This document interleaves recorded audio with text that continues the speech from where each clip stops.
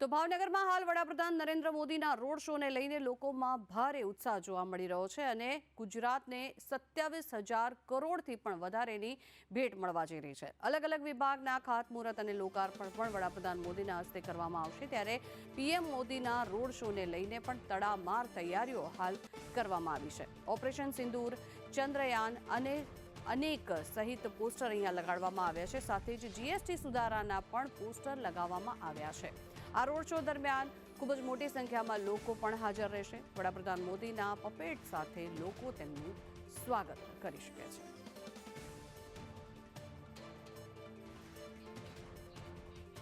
આ અંગે વધુ માહિતી મેળવીએ સંવાદદાતા કશ્યપ આપણી સાથે જોડાયા છે।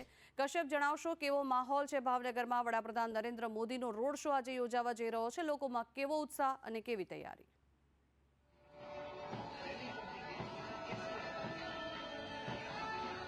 વડાપ્રધાન નરેન્દ્ર મોદી આજે એક દિવસની ગુજરાત મુલાકાતે અહીં આવી રહ્યા છે ને લોકોમાં ભારે ઉત્સાહ તેને લઈને જોવા મળી રહ્યો છે। ભાવનગર ખાતે રોડ શોનું આયોજન જે છે તે કરવામાં આવ્યું છે અને મોટી સંખ્યામાં લોકો જે છે તે અહીં જોઈ શકાય છે કે પીએમ મોદી જ્યારે અહીં આવે તેનું અભિવાદન ઝીલવા માટે થઈ અને અહીં મોટી સંખ્યામાં લોકો હાજર છે। અલગ અલગ બેન્ડની વાત હોય કે પછી અલગ અલગ પપેટ્સ સાથે અહીં જે આ લોકો જે છે તે સ્વાગત માટે થઈને પહોંચ્યા છે।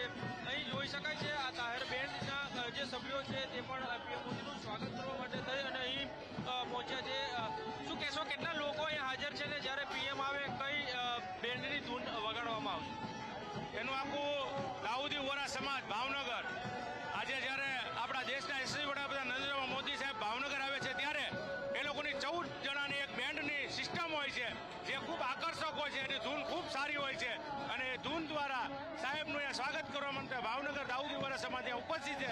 સમગ્ર લઘુ સમાજના લોકો અહીંયા 101 જેટલી સંખ્યામાં ઉપસ્થિત છે। લગભગ 2.5 કિલોમીટરનો આ રોડ શો છે। આ રોડ શોમાં ઠેર ઠેર અલગ અલગ જે સ્વાગત પોઈન્ટ છે તે તૈયાર કરવામાં આવ્યા છે।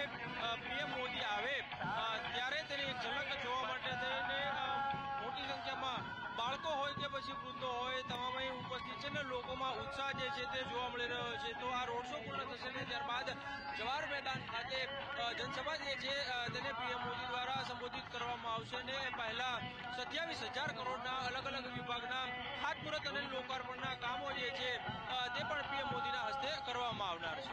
જી, સમગ્ર માહિતી બદલ તો જવાહર મેદાનમાં વડાપ્રધાન નરેન્દ્ર મોદી પહોંચશે અને ત્યાં સંબોધન કરશે। કચ્છના ધોરડોમાં સોલર વિલેજનું પણ લોકાર્પણ તેમના દ્વારા કરવામાં આવશે। અહીંયા ખૂબ જ મોટી સંખ્યામાં લોકો એકત્ર થયા છે। વડાપ્રધાન નરેન્દ્ર મોદીના અભિવાદનને ઝીલવા લોકોમાં અનેરો ઉત્સાહ જોવા મળી રહ્યો છે।